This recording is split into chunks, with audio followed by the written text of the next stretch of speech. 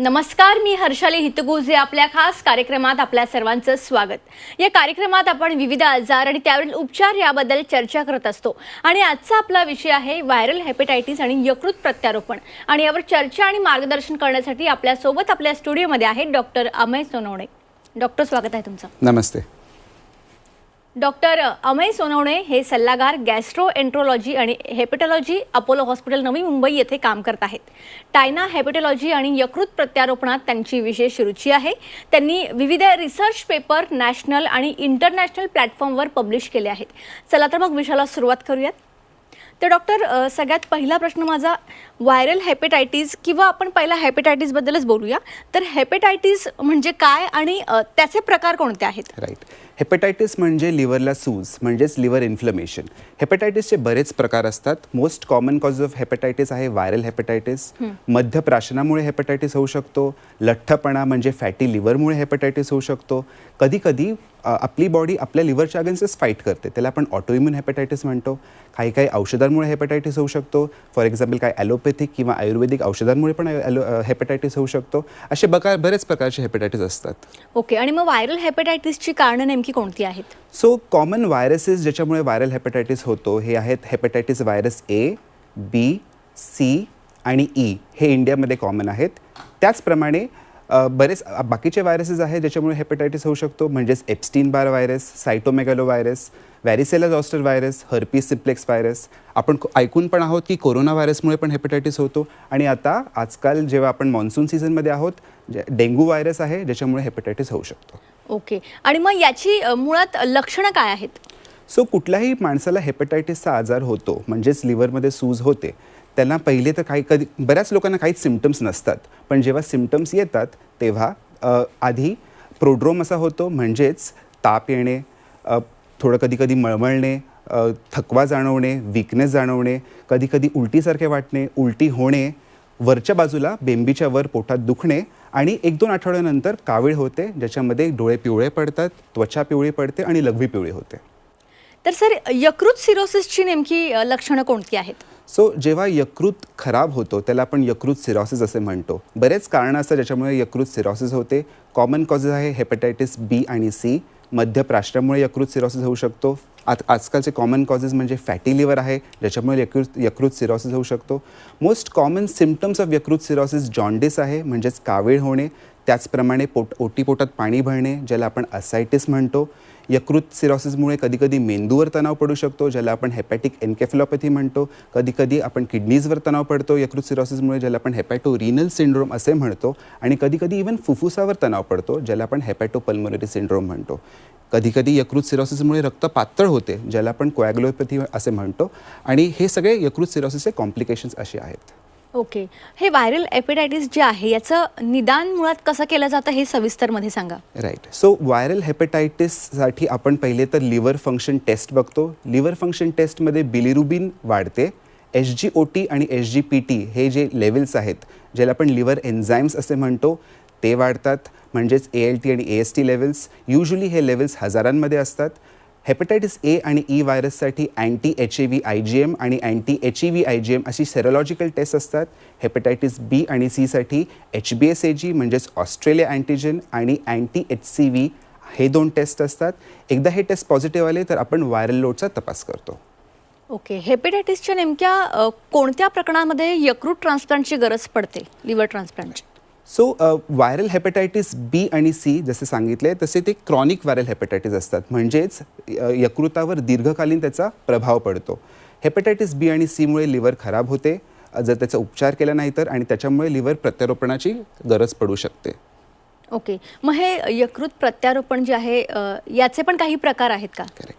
So यकृत प्रत्यारोपणाचे 2 प्रकार आहेत। एक आहे कॅडॅव्हरिक लिव्हर ट्रान्सप्लांट ज्याच्यामध्ये जो ब्रेन डेड डोनर असतो, जर त्याची फॅमिली इच्छुक असते तर त्यांचा जो ऑर्गन असतो ते डोनेट करतात। दुसरा प्रकार असतो लिव्हिंग डोनर लिव्हर ट्रान्सप्लांट ज्याच्यामध्ये पेशंटच्या ब्लड ग्रुप मॅचिंग कुठला जर फॅमिलीमध्ये डोनर असेल त्याचा अर्धा लिव्हर काढून आम्ही रेसिपियंटमध्ये ट्रान्सप्लांट करतो। हे 2 प्रकार असतात लिव्हर ट्रान्सप्लांटचे। ओके डॉक्टर, आता अपोलो हॉस्पिटलविषयी बऱ्यापैकी आमच्या प्रेक्षकांना माहीत आहेतच, पण त्याचबरोबर अपोलो हॉस्पिटलमध्ये नेमकी कशा पद्धतीने ट्रीटमेंट होते, ओव्हरऑल तिथलं कसं सर्व आहे, याविषयी आमच्या प्रेक्षकांना सांगा. सो अपोलो हॉस्पिटलमध्ये आम्ही आता 200 लिव्हर ट्रान्सप्लांट्स केले आहेत आणि success rates almost more than 90% आहेत. Multidisciplinary team approach, best of the state of the art availability of all the technology आहे आणि त्याच्यामुळे रिझल्ट्स खूपच छान आहेत. ओके, आत्ताच तुम्ही उल्लेख केला फॅटी लिव्हर, तर हे फॅटी लिव्हर नेमकं काय असतं? सो जेव्हा लिव्हरमध्ये 5% जस्त चरबी जमा होते त्याला आपण फॅटी लिव्हर म्हणतो. हे युजली लठ्ठपणामुळे आणि डायबिटिक पेशंट्समध्ये होते. फॅटी लिव्हर युजली एसिम्प्टोमॅटिक असतो, म्हणजे त्याचे काहीच सिम्पटम्स नसतात. आपण बऱ्याच वेळा बघितलं असेल, आपल्याकडे एक रिपोर्ट येतो सोनोग्राफीचा, त्याच्यामध्ये लिहिलं असतं grade 1, grade 2, grade 3 fatty livers. तर युजली सिम्पटम काही नसतात, पण जेव्हा सिम्पटम येतात तेव्हा थोडंसं दुखतं बेंबीच्या वर आणि थोड्याशा राईट साईडला पोटामध्ये कधी कधी दुखू शकतं, पण युजली पेशंट्सला काही सिम्पटम नसतात. आपण फॅटी लिव्हर सोनोग्राफीमध्ये डायग्नोज करतो आणि कधी कधी लिव्हरचे ब्लड टेस्ट जेव्हा एलिव्हेटेड येतात तेव्हा आपण त्याला फॅटी लिव्हर रिलेटेड हेपटायटिस म्हणजेच मॅसिल्ड असं म्हणतो. ओके, आणि मग हे फॅटी लिव्हर कमी करण्यासाठी नेमकं आपण कोणतं डाएट किंवा कोणते एक्सरसाइज केले पाहिजे? बराच चांगला प्रश्न आहे. सो फॅटी लिव्हर कमी करण्यासाठी the best way to do it is to reduce fat as well as carbohydrates in the diet. म्हणजे प्रोटीनची क्षमता थोडी वाढवावी.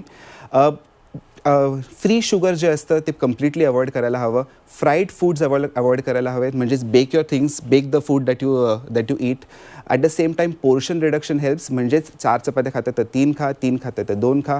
हिरवे पालेभाज्या आणि फळांचं सेवन जास्त वाढवा. याच्यामुळे आपण डायटरी मॉडिफिकेशन्स करून लिव्हरचं फॅट बर्न करू शकतो. त्याचप्रमाणे exercise also is very important. एक्सरसाइजमध्ये आपण 35 ते 40 मिनिट एक्सरसाइज करू शकतो. Initial 5 minutes what we can do is थोडंसं वॉर्मअप करून नेक्स्ट 20 मिनिट्स आपण ब्रिस्क वॉकिंग करायला हवी आणि त्याच्यानंतर थोडे 5-7 मिनिटं डंबेल्स किंवा एनएरोबिक एक्सरसाइज करून आपण फॅट बर्न करू शकतो. नक्कीच. डॉक्टर, याचबरोबर व्हायरल हेपेटाइटिस ज्याबद्दल आपण बोललो, तर त्यावर काही वॅक्सिन आहे का?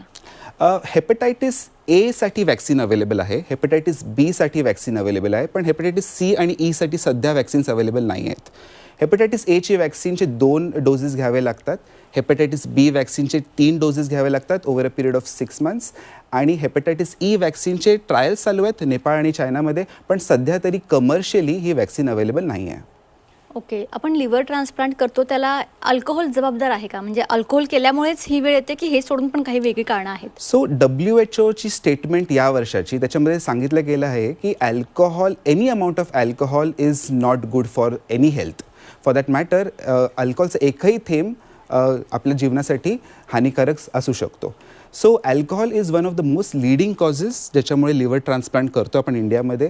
अल्कोहोलमुळे लिव्हरला सूज येते, लिव्हरचं इन्फ्लमेशन होतं आणि जास्त दीर्घकालीन अल्कोहोल घेतल्यामुळे लिव्हरवर तणाव पडतो, लिव्हर सरोसिस होते आणि त्याच्यामुळे लिव्हर ट्रान्सप्लांटची गरज कधी पडू शकते. ओके, जेव्हा लिव्हर ट्रान्सप्लांट आपण करतो तेव्हा एक्झॅक्टली तुम्ही कोणत्या गोष्टी ज्यांच्याकडून लिव्हर घेणार आहे तर त्याच्यामध्ये कोणत्या कोणत्या टेस्ट आहेत किंवा ते या बॉडीसाठी कॅपेबल आहे का, हे तुम्ही कशावरून ठरवता? सो लिव्हर ट्रान्सप्लांट जेव्हा आपण लिव्हिंग डोनर लिव्हर ट्रान्सप्लांटबद्दल बोलतो, तर तो लिव्हिंग डोनर जो असतो त्याला कुठलाही आजार नसायला हवा. तो पेशंट जो आहे तो पेशंट नसायला हवा ॲक्च्युली, आणि तो जो डोनर आहे तो 18 ते 55 वर्षाच्या मध्ये असायला हवा. हे आपली बेसिक धारणा ठरतो.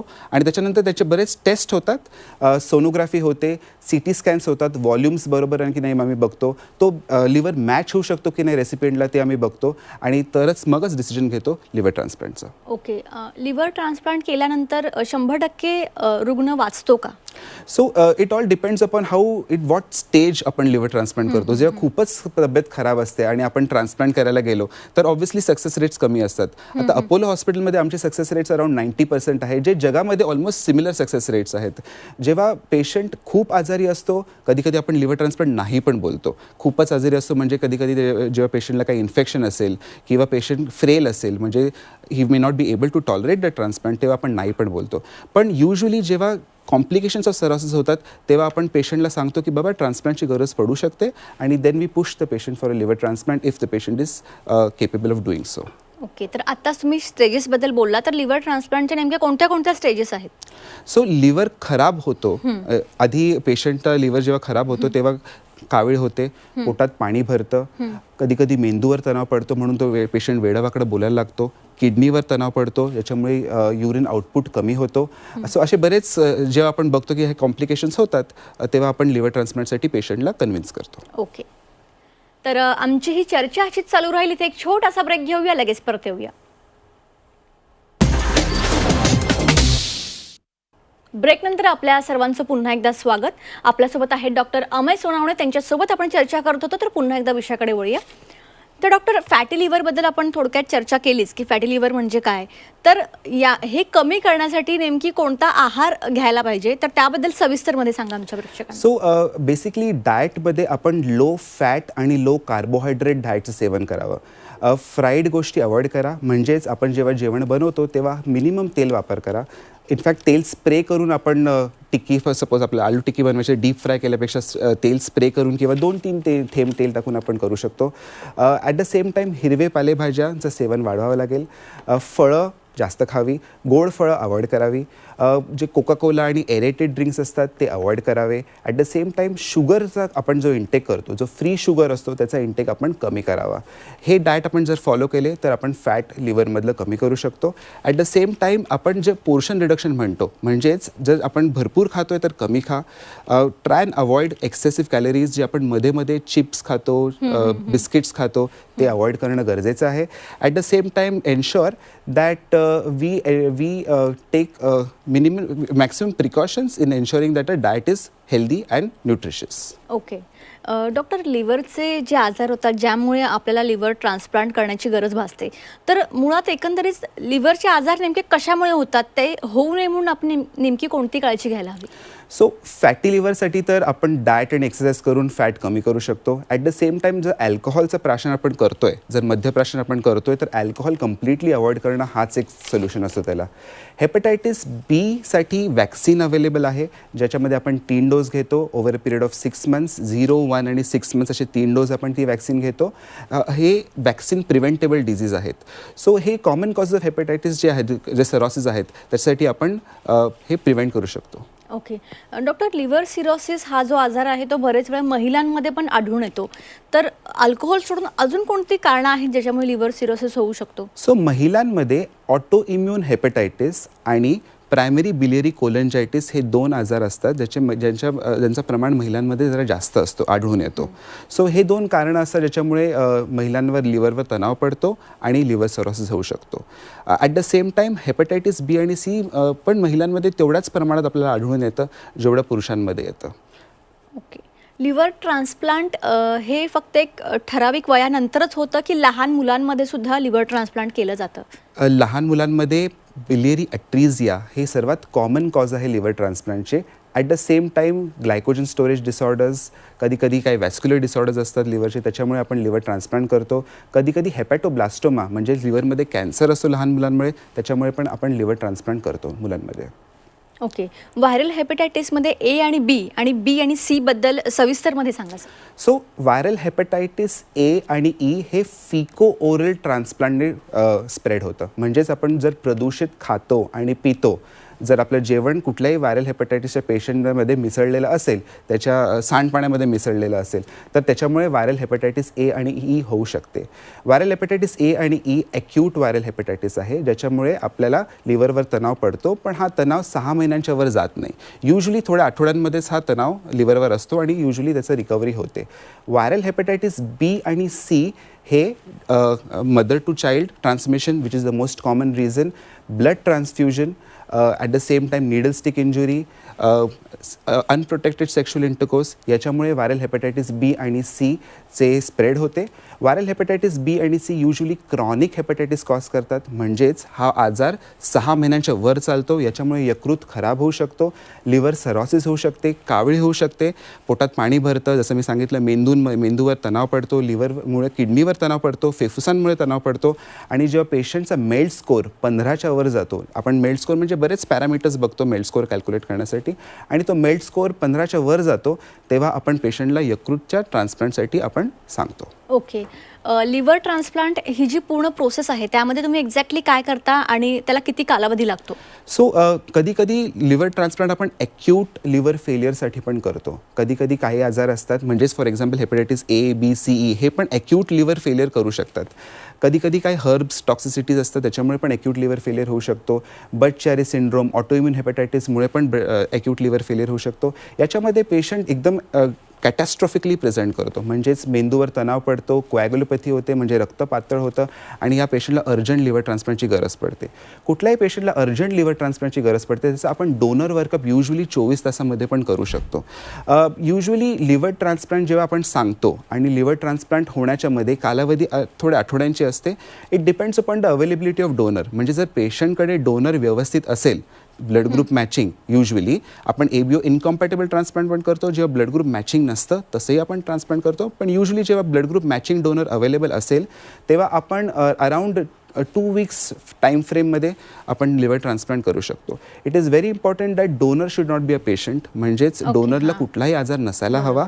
At the same time we should ensure that recipient is optimise. म्हणजे जर रेसिपियंट खूपच आजारी असेल तर काही औषधांनी देऊन आपण त्या रेसिपियंटचा आजार कमी करू शकतो आणि जर कमी झाला आजार तर पेशंट ऑप्टिमाइज जेव्हा होतो तेव्हा आपण लिव्हर ट्रान्सप्लांटची प्रक्रिया करू शकतो. ओके सर, लिव्हर ट्रान्सप्लांट केल्यानंतर म्हणजे कोणतीही सर्जरी किंवा ट्रीटमेंट केल्यानंतर रुग्णांना एक स्पेसिफिक पथ्य पाळावी लागतात. तसं लिव्हर ट्रान्सप्लांट केल्यानंतर रुग्णांनी कोणती काळजी घ्यायला हवी? सो हा खूपच चांगला प्रश्न आपण विचारला. युजली आपण जेव्हा आपण लिव्हर ट्रान्सप्लांट करतो पेशंट्स इम्युनोसप्रेसिव्ह ड्रग्जवर असतात. हे इम्युनोसप्रेसिव्ह ड्रग्ज युजली 6 महिन्यांपर्यंत मॅक्सिमम असतात आणि 6 महिने ते 1 वर्षानंतर हे ड्रग्सची आपण जी पॉवर असते ती आपण कमी करत जातो. तर जेव्हा इम्युनोसप्रेसिव्ह ड्रग्स कोणाला चालू असतात, जे कुठलाही पेशंट इम्युनोसप्रेसिव्ह ड्रग्स घेतो तेव्हा त्याची इम्युनिटी कमी होते, म्हणजेच त्याला इन्फेक्शन्स होऊ शकतात. So it is very important infections prevent करणं.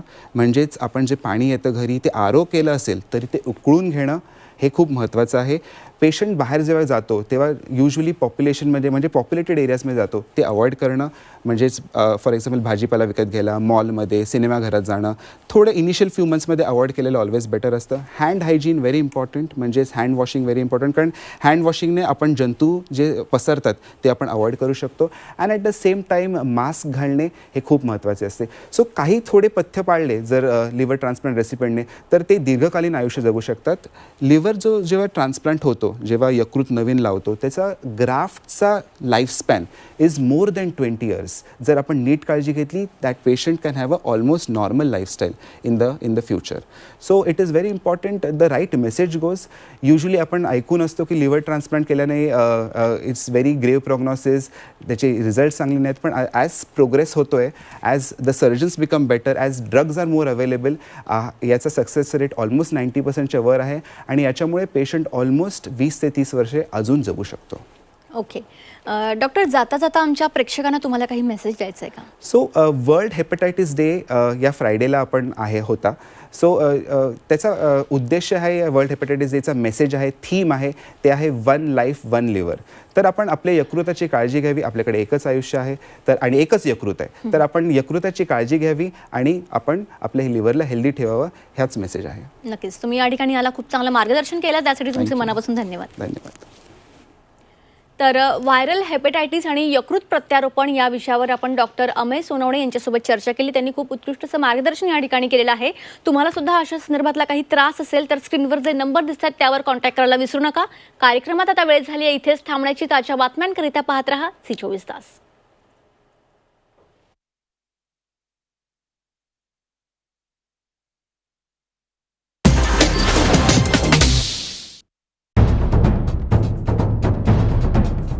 सह्याद्रीची उंची म्हणजे